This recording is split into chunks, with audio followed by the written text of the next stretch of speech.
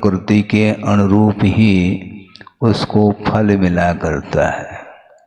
ऐसा नहीं हो सकता कि आप तिरंचायु का अथवा नरकायु का बंद कर लो और आपको स्वर्ग मिल जाए। ऐसा नहीं होता। कारण के अनुरूप कार्य होता है। यह सिद्धांत हमेशा ध्यान में रख लेना चाहिए। संसारी प्राणी सावधान नहीं रहता और असावधानी में ही दुर्घटना होती है। गाड़ी आप चला रहे हैं और ब्रेक है, फिर भी असावधानी, और ब्रेक नहीं है तो फिर क्या होगा? फिर आता पता नहीं क्या होगा।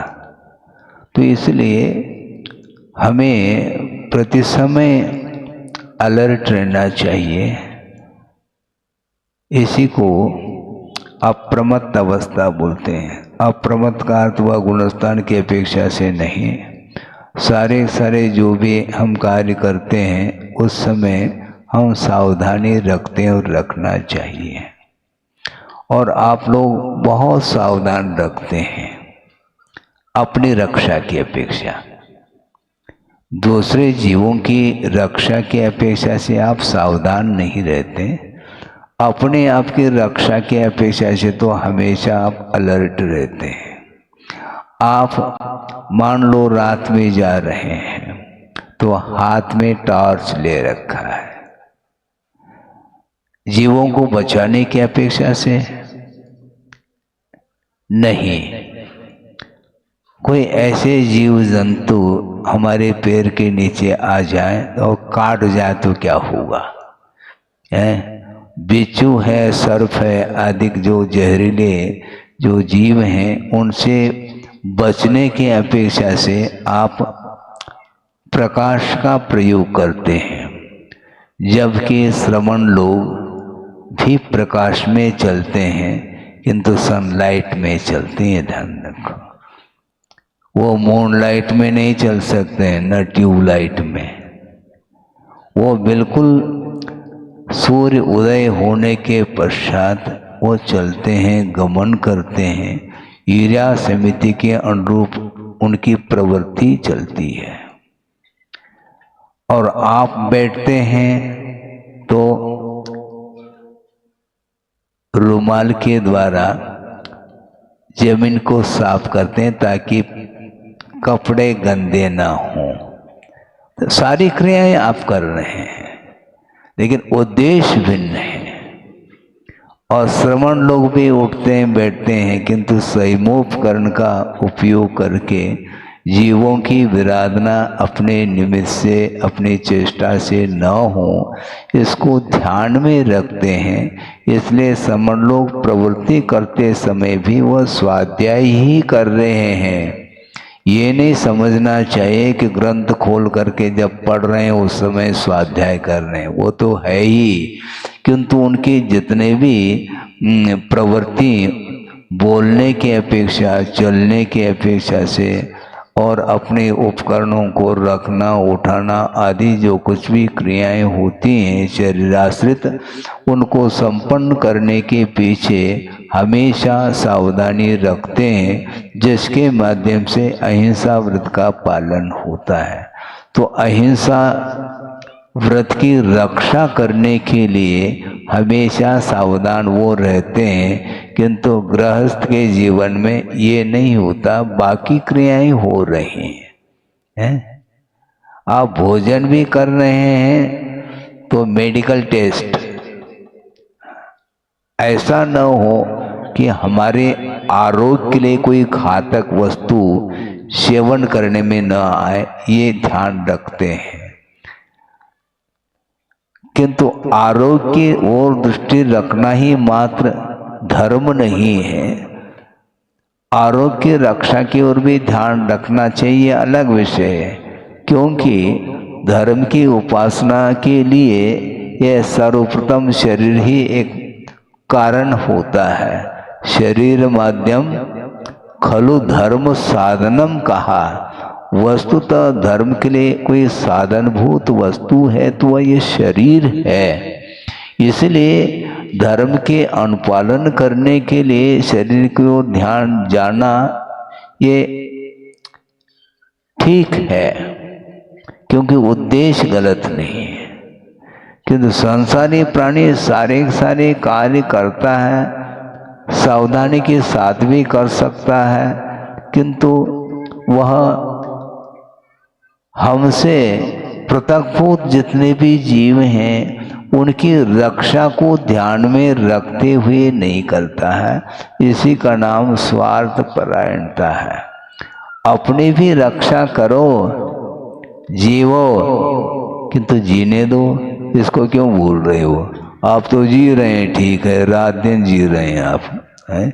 जब तक जीवन है तब तक जिएंगे, किंतु जो जीना चाहता है किंतु उसके लिए अनुकूल वातावरण नहीं है आर्थिक दृष्टि से और अन्य वस्तुओं के अभाव के कारण वह अपना जीवन यापन निश्चिंत होकर के नहीं कर पा रहा है, तो उसकी ओर भी दृष्टि रखने की आवश्यकता है।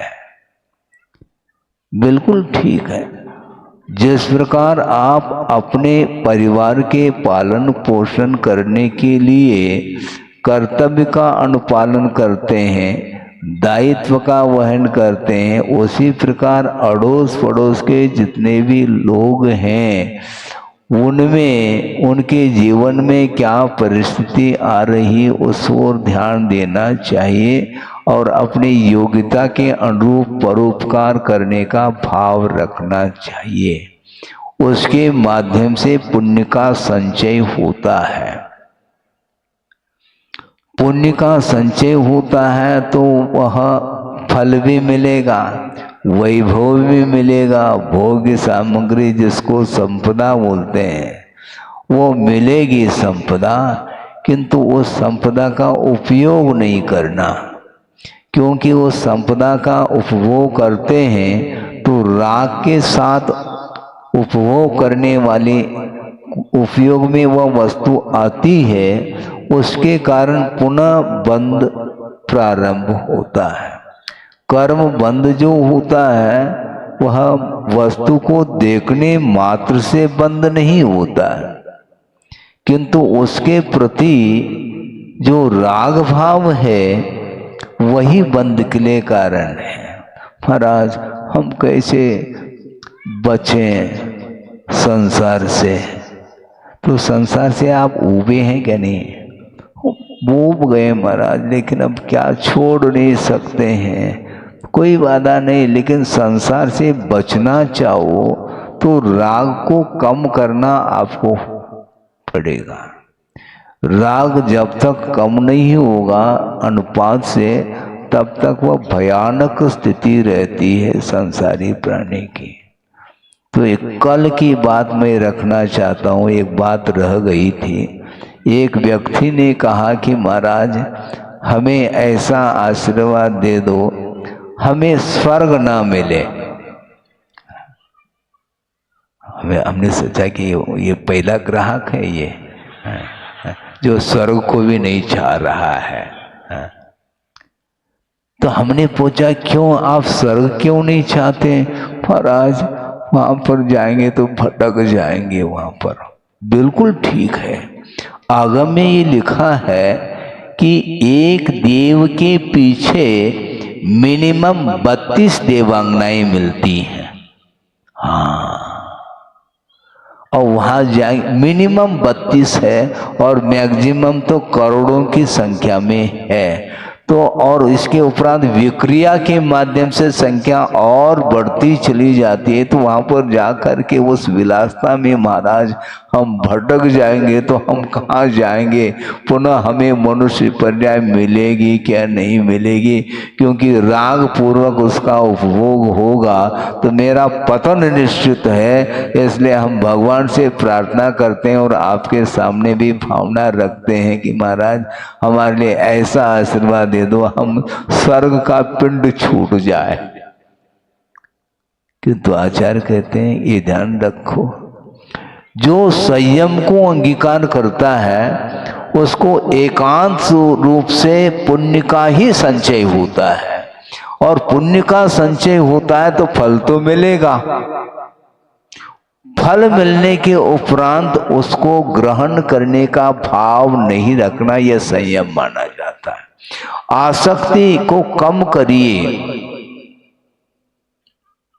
हाँ, पुण्य का संचय हो रहा है क्योंकि धर्म की उपासना करने से, संयम आदि के माध्यम से वह साथ से पुण्य का संचय करता है, और जहाँ पर भी वह पैदा हो जाता है वहाँ पर उसके लिए पूरी तरह से फुल फैसिलिटी मिलेगी उसको। इसके उपरांत भी उससे आकर्षित नहीं होना, यह संयम माना जाता है। फल तो मिलेगा। इसलिए आचार्यों ने ये कहा है कि मोक्ष मार्ग में पुण्य बाधक नहीं। क्या कहा?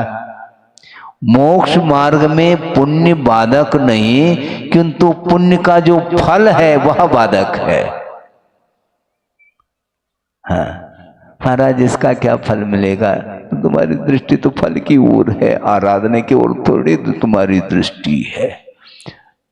पंच परमेष्टि की आराधना करो, जाप अनुष्ठान आदि करो, और उसके पीछे पुनः आपका लक्ष्य जो है वही है, इसके माध्यम से मुझे क्या मिलेगा, क्या मिलेगा? अरे मुझे कुछ नहीं चाहिए, संसार से ऊपर उठा दे, ये भावना रखो। लेकिन जब संसारी प्राणी परेशान हो जाता है तो भगवान से प्रार्थना करता है कि महाराज भगवान जल्दी से उठा लो, क्योंकि असह्य वेदना हो रही है, मानसिक पीड़ा हो रही है, शारीरिक पीड़ा हो रही है और अन्य पीड़ाएं, उसको वह सहन नहीं कर पा रहा, इसलिए मरने की इच्छा रखता है। और अनुकूलता मिल गई, दूसरे की उम्र भी मुझे मिल जाए, ये भावना रखता है। भगवान उम्र बहुत कम मिली है और दीर्घ आयु यदि मुझे मिल जाती तो अच्छे ढंग से मैं भोग लेता। तो यही तो समस्या है कि ये राग के बिना विषयों का उपभोग संभव नहीं है। यदि श्रमण है तो वह उन विषयों का उपभोग करता हुआ भी वह बंध से बच जाता है, क्योंकि वह उपभोग किस लिए कर रहा है यह महत्वपूर्ण है। केवल संयम के अनुपालन करने के लिए उन वस्तुओं का इस्तेमाल करता है, केवल साधन की अपेक्षा से साध्य तक पहुंचाने के लिए वह एक निमित्त है, इसलिए उसका वह सहारा लेता है और आहार आदि क्रिया को संपन्न करके पुनः वह आकर के प्रतिक्रमण प्रायश्चित आदि ले करके वह सामायिक में लीन होता है। यह साधु की प्रवृत्ति है, किंतु गृहस्थ की भूमिका में और की भूख बनी रहती है। तो उनका ये कहना था कि महाराज हमें स्वर्ग नहीं चाहिए। तो आचार्य कहते हैं तो पुण्य के फल से डरो, पुण्य करना छोड़ना नहीं, क्योंकि पुण्य जल है। आप सुन रहे हैं?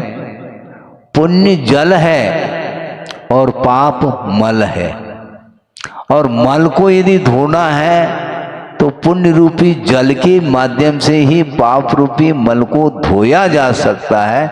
ये पाप को समाप्त करने की जो प्रक्रिया है ये बहुत अनूठी प्रक्रिया है, इसलिए भूल करके भी पुण्य करना छोड़ना नहीं, किंतु पुण्य का जो फल मिलता है उससे दूर रहो। जलते भिन्न कमल है, वह कमल जल में ही रहता है किंतु उससे पृथक है वो।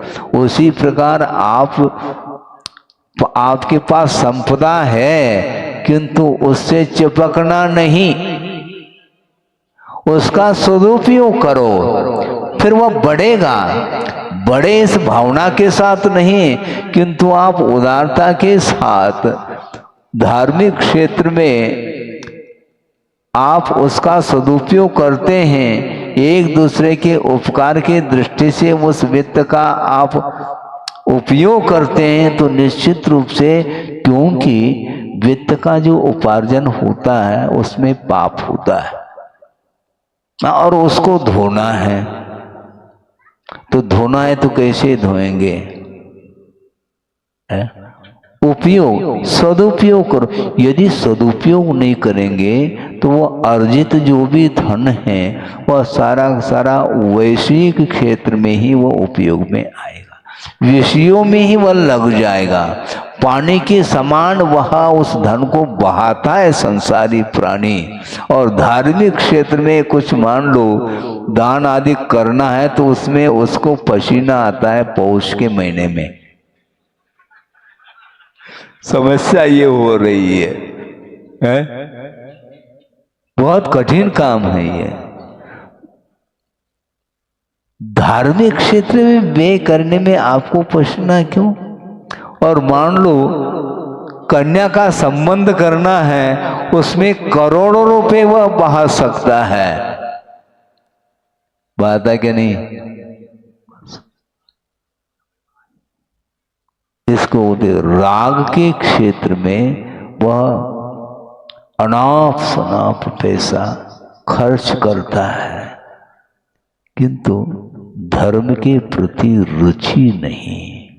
इसलिए कर्म के फल से वह डरना चाहता था, इसलिए वह कहता है कि मुझे स्वर्ग नहीं चाहिए महाराज, हमें मुक्ति मिल जाए, इसलिए मुझे मनुष्य भव मिल जाए। किंतु आचार्य कहते हैं ऐसा होता नहीं, क्योंकि सम्यक दृष्टि जो होता है, मनुष्य अथवा तिर्यंच की बात कर रहा हूँ, सम्यक दृष्टि मनुष्य और तिर्यंच है तो निश्चित रूप से वह देवायु का ही बंद करेगा, और सम्यक दृष्टि नारकी और देव है वह नियम से मनुष्य का बंद करेगा। ये सिद्धांत है। इसलिए स्वर्ग से डरो नहीं, किंतु स्वर्ग में डरे नहीं रहो।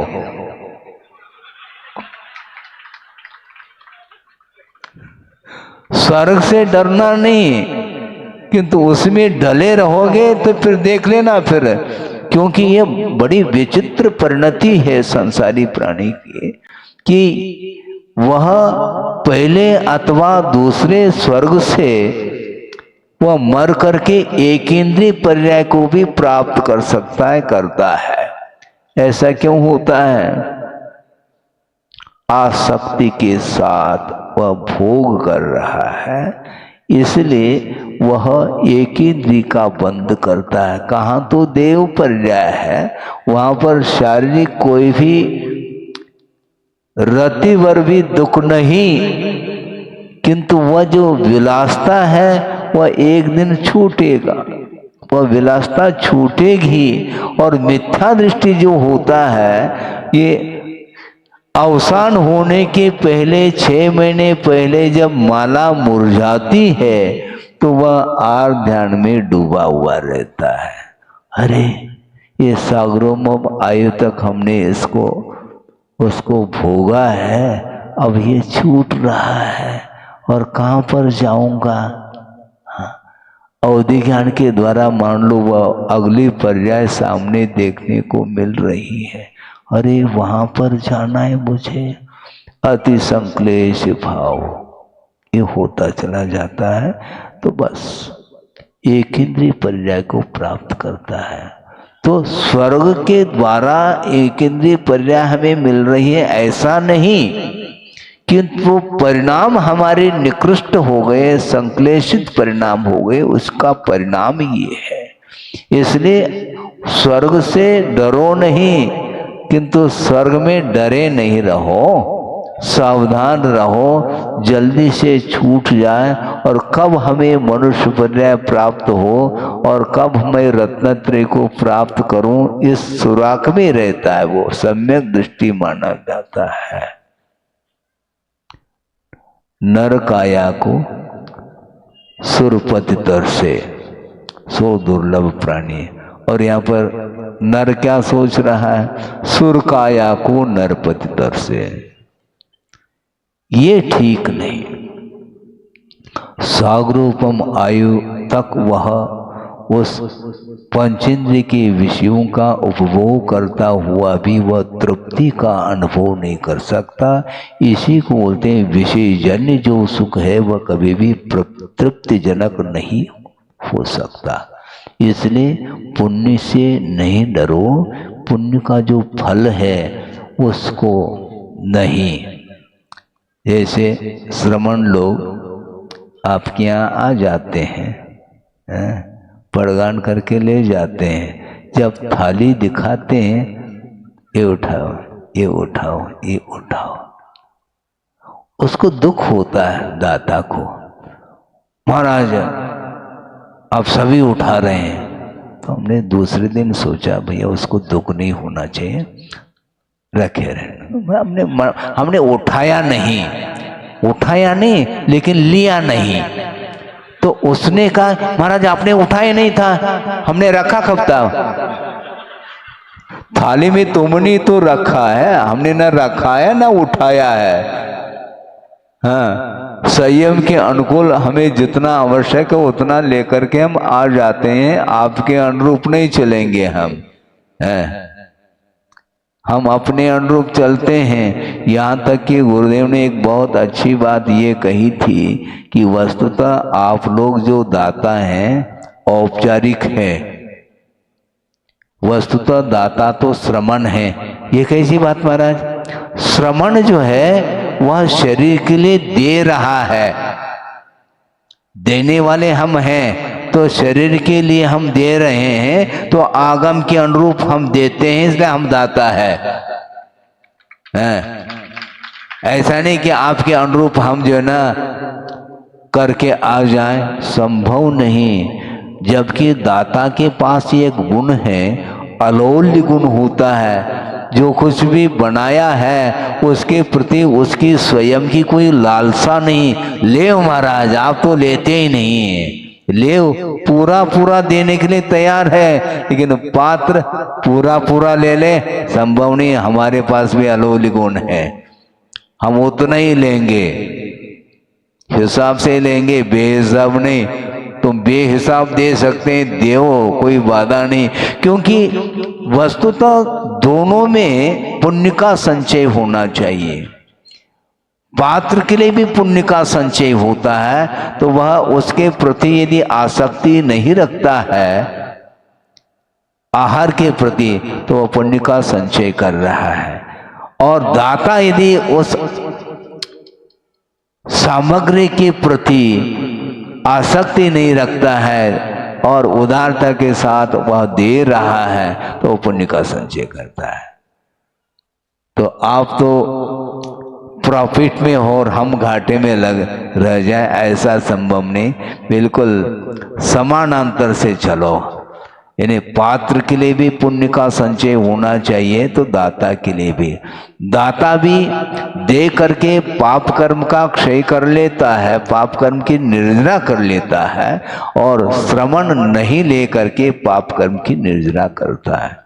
इस प्रकार ये विधि है, इस विधि से चलना चाहिए। इसलिए उनका ये कहना था कि महाराज हम बहुत हो गया है, हाँ, कब से मैं आ रहा हूँ, कहाँ जाना है मुझे, इस प्रकार उसके मन में बार बार भाव आ रहा है। इसलिए विषय मुझे रुच नहीं रहे हैं, ऐसे मुझे पर्याय मिले, हाँ, मैं गरीब कुल में पैदा हो जाऊं, हाँ, ताकि हमारा दिमाग ठिकाने पर रहे। क्योंकि जितनी विलासता मिलती जाएगी तो वह उसमें डूबता चला जाता है, भगवान को भी भूल जाता है। कल परसों भी हमने बात कही, जब संकट में पड़ जाता है, विपत्ति आकर के घिर जाती है, तो उस समय वह भगवान को याद करता है। किंतु जब पूरी तरह से अनुकूलता है तो उसमें वो डूब जाता है, भगवान को याद नहीं करता। इसलिए अपने ही परिणाम उत्थान के लिए भी कारण है, तो अपने ही जो परिणाम है पतन के लिए भी कारण है। इस प्रकार उसकी बात को सुन करके हमें लगा कि वास्तव में वो बहुत निकट भव्य जैसा लग रहा है कि वह विषय को नहीं चाह रहा है। तो इसको बोलते हैं कितनी बार प्राप्त किया, इसके उपरांत भी अभी भी उससे आकर्षण उसका छूट नहीं रहा है, छूटना चाहिए। जिस प्रकार आप पूजन करने के लिए बैठे मान लो, तो उसमें फिर भी आकुलता हो सकती है, बीच में घंटी बज सकती है मोबाइल की, बजती है, आहार देते समय भी बज सकती है। हाँ बिल्कुल, किसी भी निमित्त से अपने बच्चों को सौंप करके वो बाहर चला जाता है ही वो। ऐसा होना नहीं चाहिए। जिसको आपने नवदा भक्ति पूर्वक पड़गान कर लिया, तो जितने मेंबर हैं उन सबको वहीं पर रहना चाहिए। वो एक दिन में 50 महाराजों को देना चाहता है, ये सब आकुलता है, ये सब आकुलता है।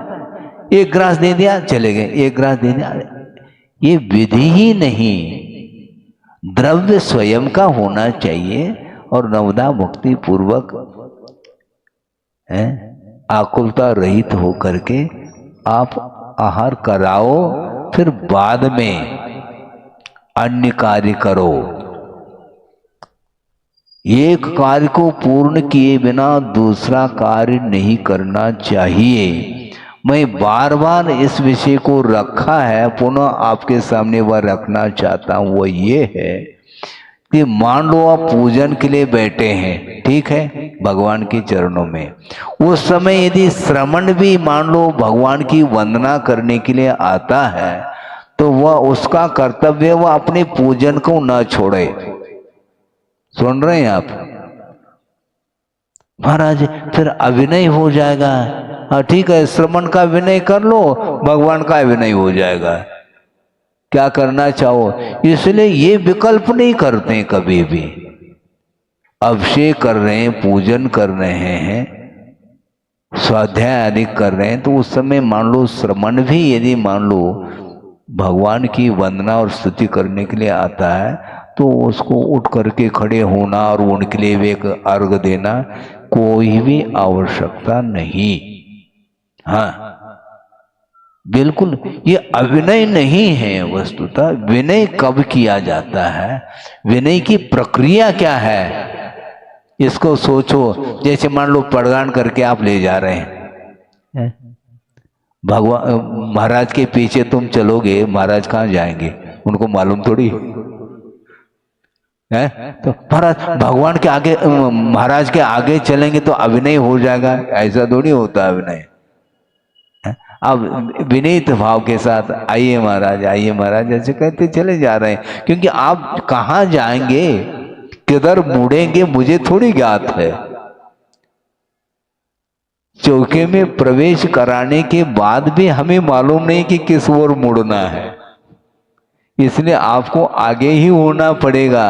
इसमें अभिनय की बात नहीं है। दूसरी बात, एक और प्रसंग आपके सामने रखूं कि मान लो मंदिर 2 मंजिला है मान लो, और नीचे के मंजिल में भी भगवान विराजमान है वेदी पर, और दूसरे खंड में भी, तीसरे खंड में भी है मान लो। और मान लो आप तीसरे खंड में पहुंच गए, तो निचले खंड में जो भगवान है उनका अभिनय हो जाएगा क्या? उस स्थान पर नहीं जाएंगे, उस स्थान से हट करके दूसरे स्थान में बैठ जाएंगे। लेकिन आप ऊपर बैठ गए ना, और नीचे भगवान है, इसको बोलते हैं शक्य का अनुष्ठान। ये अभिनय का भाव नहीं। हाँ, अभिनय का भाव है ही नहीं। तो इसीलिए कि वस्तुतः विधिवत सारे सारे आप कार्यक्रम करेंगे, अनुष्ठान करेंगे, तो निश्चित रूप से नहीं चाहते हुए भी पुण्य अर्जित होगा और वह वैभव उसको मिलेगा, किंतु आसक्ति के अभाव में वह और ऊपर उठता चला जाता है। चक्रवर्ती के पास जो संपदा है तो महाराज वो सीधा उसको नीचे जाना चाहिए।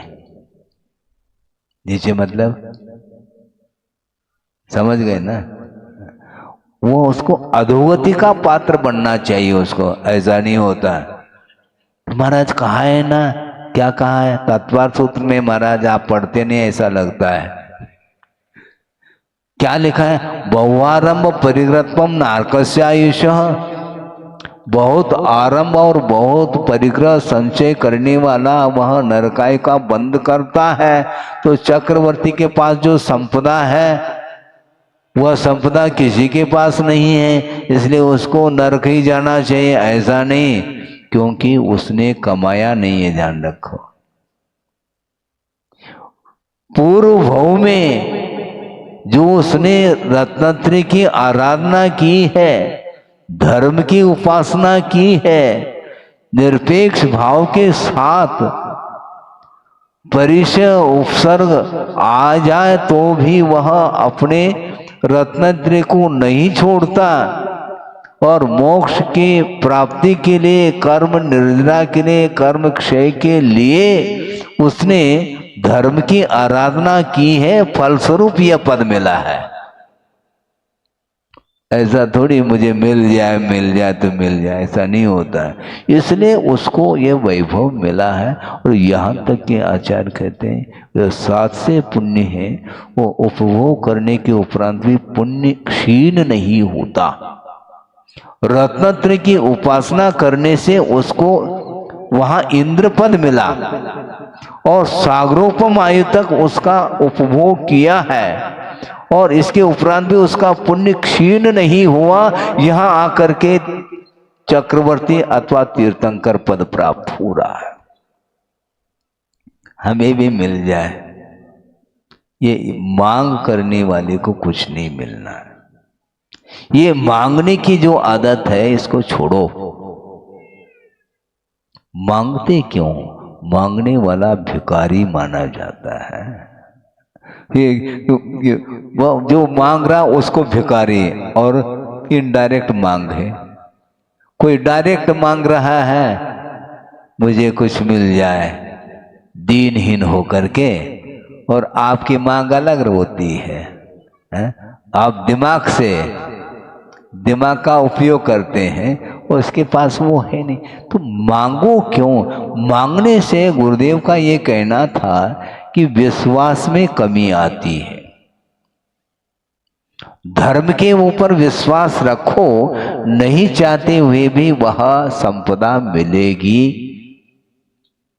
इसलिए चाहो नहीं और सम्यक दृष्टि नहीं चाहता, नहीं चाहना चाहिए।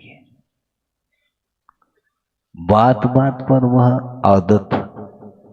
एक प्रसंग सुनाई दूं आपके लिए, 5 मिनट बचा है केवल 10 बजने में।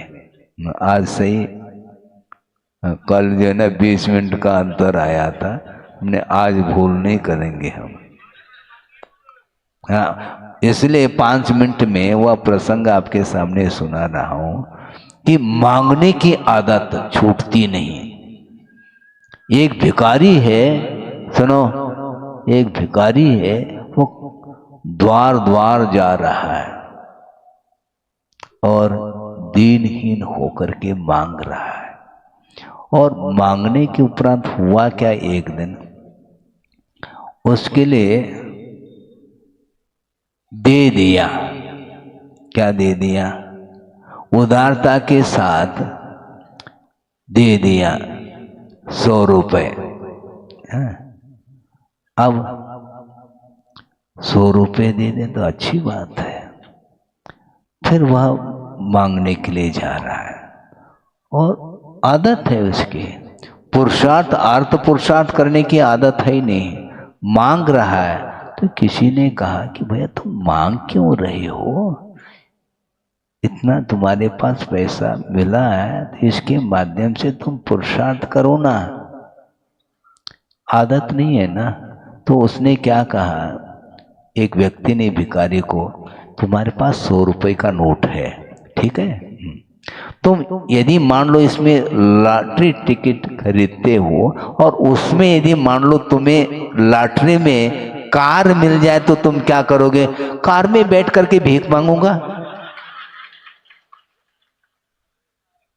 आदत नहीं छूटती उसकी, उस कार के माध्यम से और भी अच्छे ढंग से कमाई का वह साधन वह बन सकती है कार, लेकिन नहीं है। इसको बोलते हैं प्रकृति, तासीर, मांगने की आदत। इसलिए आचार्य कहते हैं मांगो नहीं, मिलने के उपरांत में मुझे नहीं चाहिए यह भाव रखना चाहिए। ऐसा कौन हो सकता है सभा में, मुश्किल है महाराज,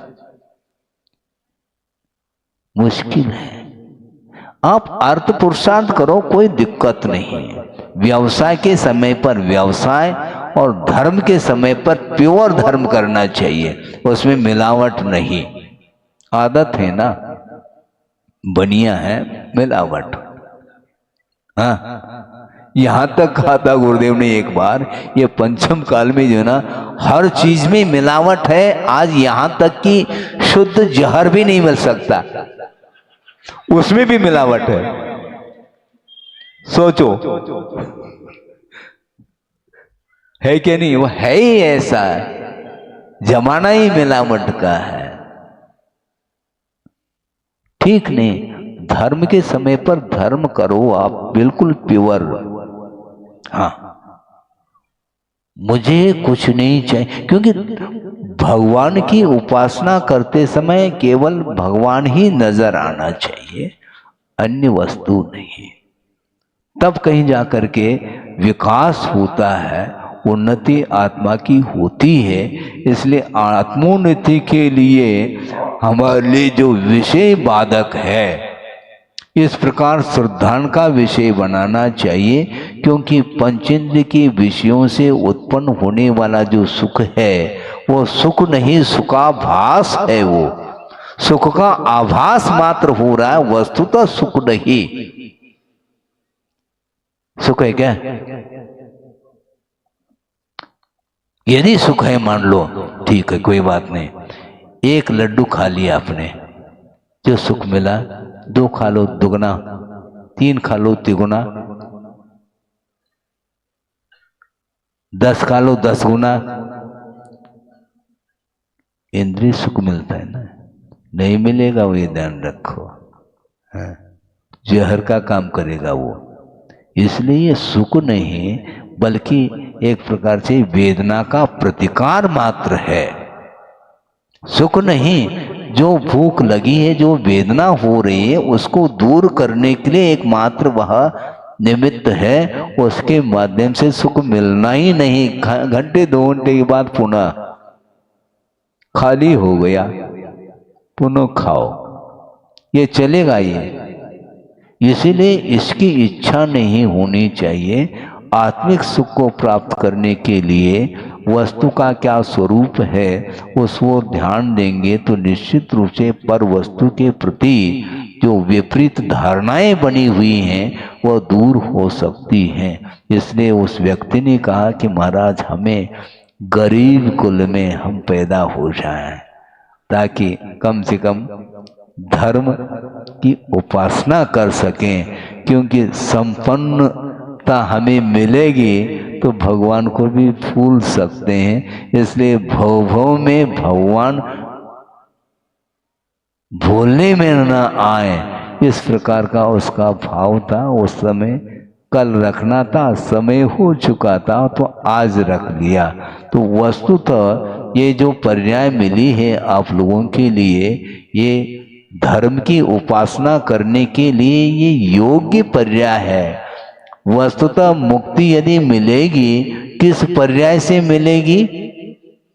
मनुष्य पर्याय से ही मुक्ति मिलेगी, और उसमें भी भोग भूमि से नहीं मिलेगी, कर्म भूमि का मनुष्य होना चाहिए, और उसमें भी जो पुरुष होगा उसी को मुक्ति मिलेगी। अब महिला वर्ग को टेंशन आ सकता है। सुनो, टेंशन नहीं पालो, क्योंकि पंचम काल में न पुरुष को मुक्ति है न महिला को। घबराओ नहीं, मुक्ति जो मिलेगी वह पुरुष पर्याय से मिलेगी, किंतु पंचम काल में कोई को नहीं मिलेगी। हाँ, अब तो थोड़ी तसल्ली मिल गई। भारी टेंशन है, तो टेंशन क्यों पर? क्योंकि ये जो पर्याय मिली है इसके पीछे भी कर्म ही है। प्रत्येक पर्याय के लिए कर्म सिद्धांत लगा हुआ है। इसलिए ऐसे परिणाम करो जिस परिणाम के द्वारा स्त्री पर्याय प्राप्त न हो। स्वाध्याय करो, उसमें लिखा है कौन कौन से पर्यायों से, कौन कौन से परिणाम से कौन कौन के कर्मों का बंध होता है। ये छठा अध्याय है, छठा हुआ, उसको अच्छे से गौर से पढ़ो और उन परिणाम से बचो, तो निश्चित रूप से पुरुष पर्याय मिलेगी। और जो पुरुष होकर के मैं देखो वो अहंकार करता है तो पुनः डिमोशन हो सकता है, प्रमोशन नहीं होगा। हाँ, इसलिए अपने परिणामों को संतुलित बनाए रखो, और जो पर्याय मिली है उसका सदुपयोग यदि करते हैं तो निश्चित रूप से आपका विकास होगा आत्मिक क्षेत्र में, मोक्ष मार्ग में। और मोक्ष मार्ग की सामग्री और उच्चतम सामग्री आपको प्राप्त हो सकती है, किंतु उस सामग्री का, उन साधनों का हमें सदुपयोग करना है। यदि दुरुपयोग करता है तो निश्चित रूप से उसका पतन हो सकता है। पतन से यदि बचना है तो निश्चित रूप से मोक्ष मार्ग के साधन सामग्री का सदुपयोग करते हुए हम सावधानी के साथ प्रभु की आराधना करते चले जाएंगे तो निश्चित रूप से प्रभु बनने में देर नहीं लग सकती। सब लोगों को जल्दी से जल्दी मोक्ष प्राप्त हो, इस पवित्र भावना के साथ अहिंसा परमो धर्म की जय। बोधि समाधि परिणाम शुद्धि स्वात्मोपलब्धि शिव शोक सिद्धि चिंतामणिम चिंतित वस्तुदाने त्वा मंद मानस्य ममास्तु देवी। परम पूजा आचार्य गुरुवर श्री विद्यासागर जी मुनि महाराज की जय।